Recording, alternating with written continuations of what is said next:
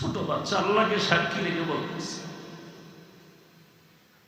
এসে দেখলাম এরা যায় নামাজে দাঁড়ায়। বাচ্চাগুলো নামাজ পড়লো তাহাজ্জুদ। এরপরে দেখি এক একজনে এক এক কর্নারে কোরআন শরীফ নিয়ে বসে আছে। ভেতরে অনেক বাচ্চারা ঘুমায় রুমের মধ্যে, ওরা রুমের বাইরে করিডোরে মোনাজাত ধরলো, তাও দেখলাম। আমি যদি ক্যামেরা টানি সেই দিনের সব পাওয়া যাবে। আমি পাগল হয়ে গেল যে আমি তো দৌড় দিয়ে মাদ্রাসায় যাই, কিন্তু রাত গভীর, একা একা আসতে পারি না। ঘুম থেকে উঠে ফজরের পরে মাদ্রাসায় এসে হুজুরদের বললাম দোতলায় বাচ্চাগুলো ওদেরকে ডাক দেন, ওরা রাত্রে আসলে কি রোজা রাখে নাকি।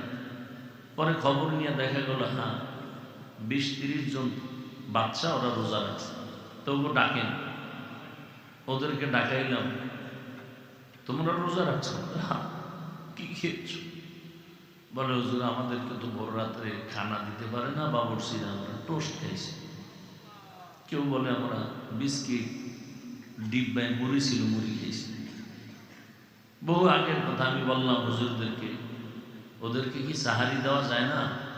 বলে কিভাবে দিবে, 3 বেলা পাক করে বাবুর্চির সুযোগ নেই।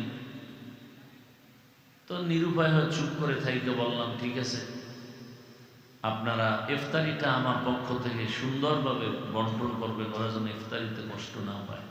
ও খরচটা আমি আমার নিজের থেকে এককভাবে দিব। জীবনে আর কি, শুধু কান্না, একা একা বহু ভাবি আর কান্না।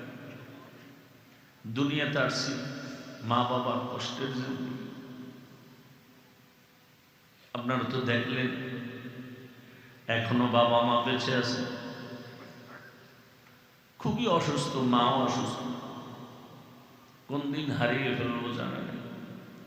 আমি মাঝে মাঝে বয়ানে বলি একটা সন্তানের বাবা মা যদি অসুস্থ বিছানায় থাকে, সন্তানের দিল অনেক বড় থাকে, মনে এক সাহস থাকে, মনে হয় একটা গাছের ছায়া আছে। আর যার বাবা মা চলে যায়, সে যত টাকাওয়ালা হোক ক্ষমতাবান হোক, কোনো একটা সময় একা একা ভাবে যে আমার তো আসলে কেউ নেই, আমাকে দোয়া করার মতো কেউ নেই।